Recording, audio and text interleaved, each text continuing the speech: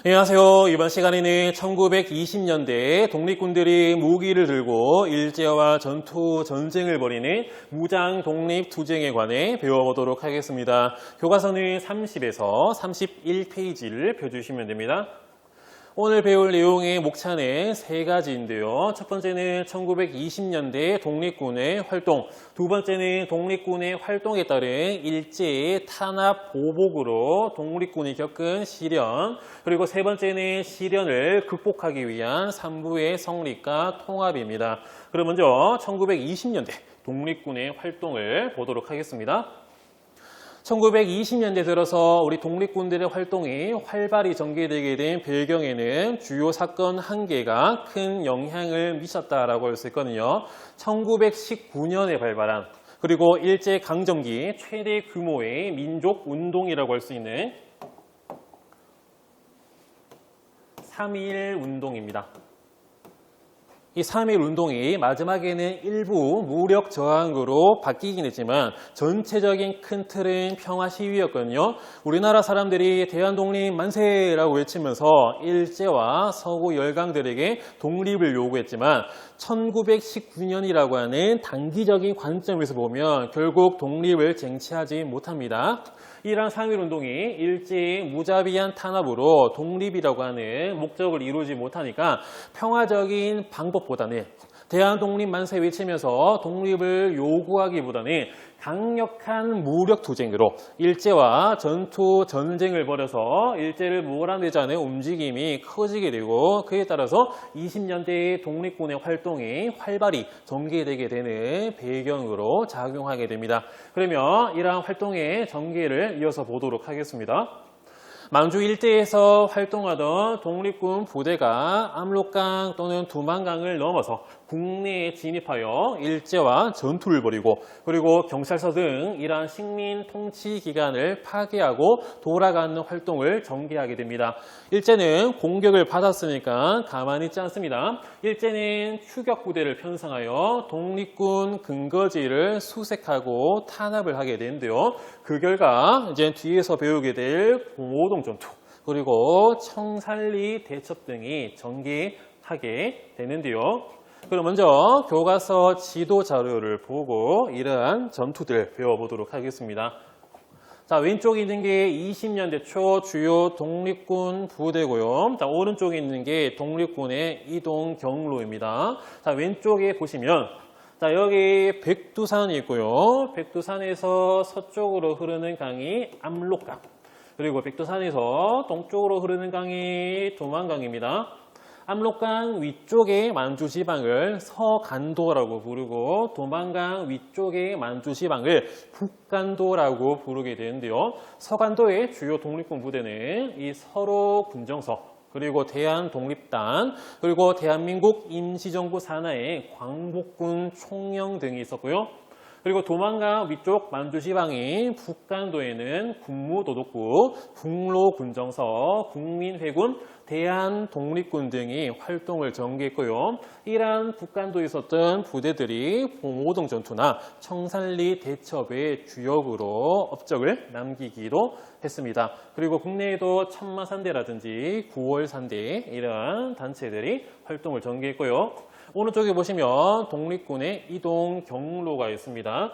자, 여기 봉오동에서 일제와 우리 독립군 연합부대가 맞붙었던 봉오동 전투. 일제가 이 봉오동 내시에 있었던 이 훈춘에서 훈춘 사건을 일으킨 결과 독립군 부대가 일부 이동을 해서 자, 여기서 청산리 대첩에서 우리 독립군 부대가 승리를 하게 되고요. 일제가 청산리 대첩 전후로 독립군의 근거지를 파괴하기 위한 이 간도 참변을 일으키게 되니까 이러한 일제의 탄압을 피해서 우리 독립군 부대들이 이 밀산에 집결하게 됩니다. 그에 따라서 이 대한독립군단이라고 하는 연합부대를 만들고 서희를 총재로 임명을 했고요.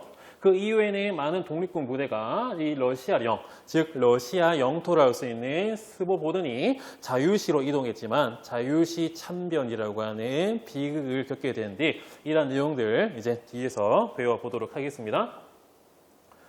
자, 그럼 1920년대 독립군의 활동, 자, 본격적으로 보도록 할게요. 먼저 1920년 6월에는 아까 오른쪽 지도에 맨 처음에 있었던 이 봉오동에서 전개가 된 봉오동 전투입니다. 이 봉오동 전투는 일제가 추격부대를 파견하게 되니까 우리 독립군 연합부대가 여기에 대응을 했던 거거든요. 먼저 독립군 연합부대를 보면 첫 번째로 가장 유명한 이 홍범도 장군의 대한독립군,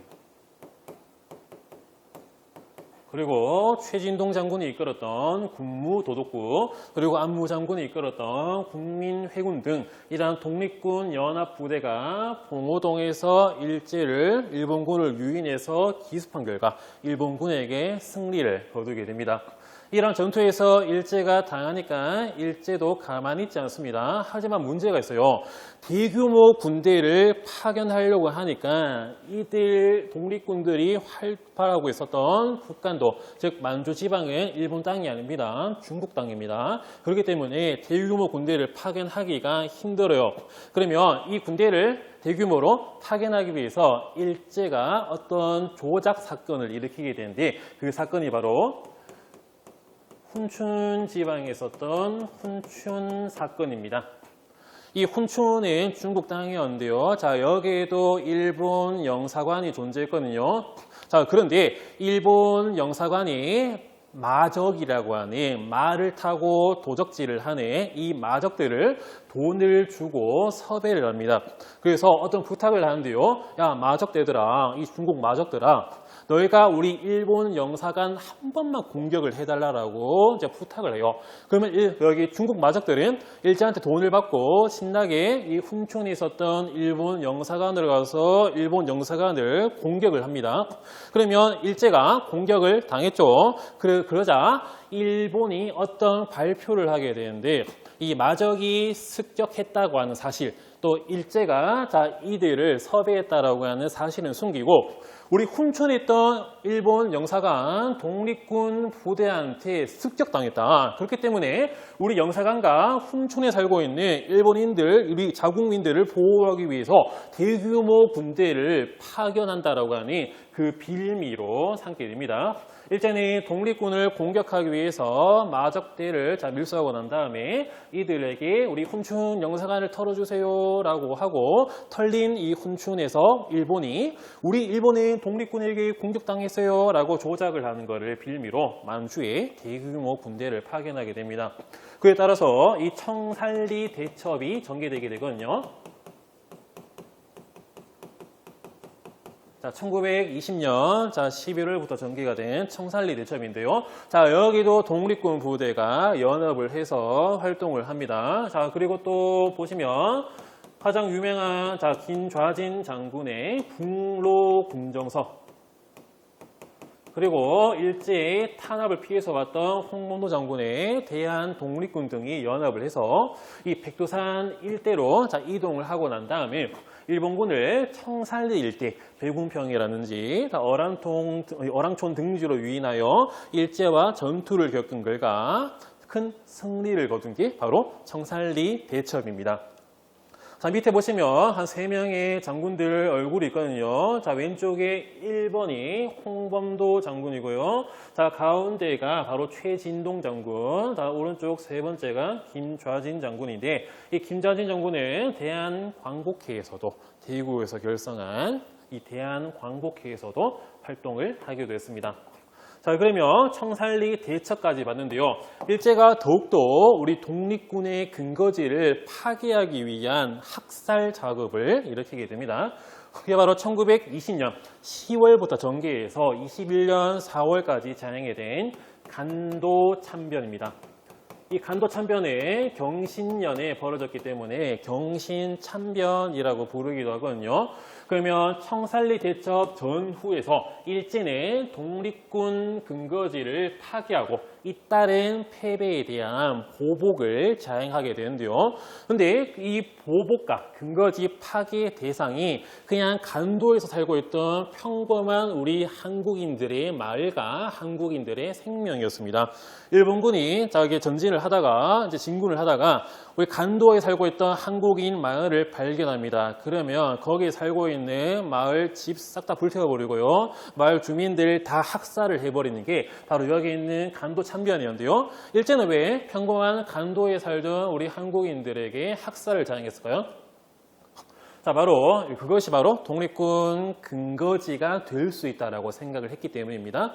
독립군들이 활동을 하다가 자 일제의 공격을 피해 도망갑니다. 그러면 옷을 벗고 이 군복을 벗고 평범한 사람들의 옷을 입고 이 간도 마을 주민들 사이에 들어가면 이 사람이 마을 주민인지 독립군인지 알 수가 없어요. 그리고 또 평범한 간도민들이 독립군한테 식량이나 돈이나 무기를 지원해 줄 수도 있고 그리고 또 이 간도민들한테 총칼 쥐어주면 바로 독립군이 될 수 있기 때문에 평범한 간도에 살고 있던 한국인들, 이 간도민들이 독립군의 근거지다. 그에 따라서 이들에 대한 대대적인 학살을 자행했던 게 바로 이 간도 참변이었습니다. 간도 지역의 한국인을 학살하고 한국인 마을을 불사지르게 되거든요. 자, 그에 따라서 독립군은 러시아와 만주의 국경지대의 이 밀산부에 직결을 해가지고 연합부대를 만들게 되는데 그 연합부대가 앞에 지도에서 봤던 대한독립군단입니다. 자, 여기서는 대종교 사람이었던 서희를 총재로 해서 이 단체, 연합단체를 만든대요. 자, 그러다가 이 대한독립군단이 이 러시아 영토인 자유시, 러시아 말로 스보보드니로 많이 이동을 하게 되는데요. 자, 그런데 이때 이동을 했던 독립군 내부에서 약간 지휘권 다툼이 발생합니다. 이른바 내전, 자, 11워가 발생하게 되거든요. 당시 뭐 상해파와 이르쿠츠크파 이 두 세력이 다 다툼이 발생함에 따라 가지고 서로 총을 겨누고 서로 살상을 해버리는 일이 벌어지게 됐고, 그리고 또 러시아 내부에서도 이 러시아 붉은 부대 적군의 무장 해제 요구 그리고 발포가 있게 됩니다. 자, 여기서 러시아 적군 같은 경우에는 레닌, 즉 러시아 혁명을 일으켰던 그 정부 부대가 바로 적군이었고요. 자, 그리고 또 러시아 혁명에 반대하는 그런 세력도 있습니다. 러시아 혁명에 반대하는 세력의 부대가 바로 화이트 부대, 바로 백군이었거든요. 적군과 백군 사이에 치열한 러시아 내전이 벌어지고 있는 상황 속에서 독립군들이 무기 들고 러시아 영토에 들어가면 이 러시아 입장에서는 상당히 조금은 불안할 수가 있습니다. 얘들이 백군 편인지 아니면 적군 편인지 일본 편인지 아무도 몰라요. 그리고 또 당시 일본군이 이 러시아 땅에서 엄청나게 좀 설치하고 있었거든요. 러시아 혁명이 벌어지게 되니까 미국과 영국과 일본이 이 공산주의 혁명의 확산을 막기 위해서 러시아 땅으로 들어갔는데요. 나중에 미국과 영국은 러시아 땅에서 빠져나왔지만 일본은 계속해서 러시아 땅에서 죽치고 있는 상황이었습니다. 그러면 러시아 적군이 일본과 괜히 사이가 나빠질 필요는 없겠죠. 그런데 독립군 부대가 러시아 땅에 들어오면 일본군이 상당히 싫어할 수 있습니다. 자, 그렇게 됐다가는 백군과도 이미 내전을 벌이고 있고 러시아 땅에서 지금 설치고 있는 일본군과도 전투를 벌일 수 있는 그런 위험한 상황이 놓일 수 있기 때문에 독립군들의 무장 해제를 요구하게 되는데요. 이 과정 속에서 러시아 이 적군 붉은 부대가 우리 독립군 부대에게 발포를 함으로써 큰 피해가 발생하게 됩니다. 뭐 기록에 따라 다른데 아마 800명에서 약 900명 사이쯤에 폭로가 발생했고 사람도 한 30명에서 또는 수백 명이 죽었다는 다양한 기록이 있지만 어쨌든 많은 사람들이 죽고 다친 거는 사실이었습니다. 자, 이렇듯 요 사건의 이름만 적었는데 요 사건은 바로 1921년에 일어난 자유시 참변이었습니다. 자유시에서 일어난 참변, 독립군 내부에서도 지휘권 다툼으로 서로 총칼을 겨누고 러시아 적군의 무장 해제 요구에 따라서 큰 피해를 입은 사건이었습니다. 자, 그러면 세 번째로 3부의 성립과 통합을 보도록 하겠습니다. 3부라고 하면 세 개의 자치정부와 같은 독립군 단체가 3개라고 할 수 있는데요. 이 3부가 성립하게 된 배경에는 이 간도 참변, 자유시 참변 등으로 피해를 입은 독립군들이 이 조직을 재정비하기 위해서 만든 단체라고 할 수 있습니다. 자, 먼저 압록강 연안과 남만주와 북만주에 각각 3개의 부, 즉 3부가 수립이 되는데요. 압록강 연안에는 대한민국 임시정부 산하의 참의부가 조직이 됩니다. 이른바 육군주만 참의부가 바로 여기 있는 참의부고요. 그리고 남만주에는 정의부가 수립이 되고 북만주에는 또 독립운동단체인 신민부가 수립이 되게 됩니다.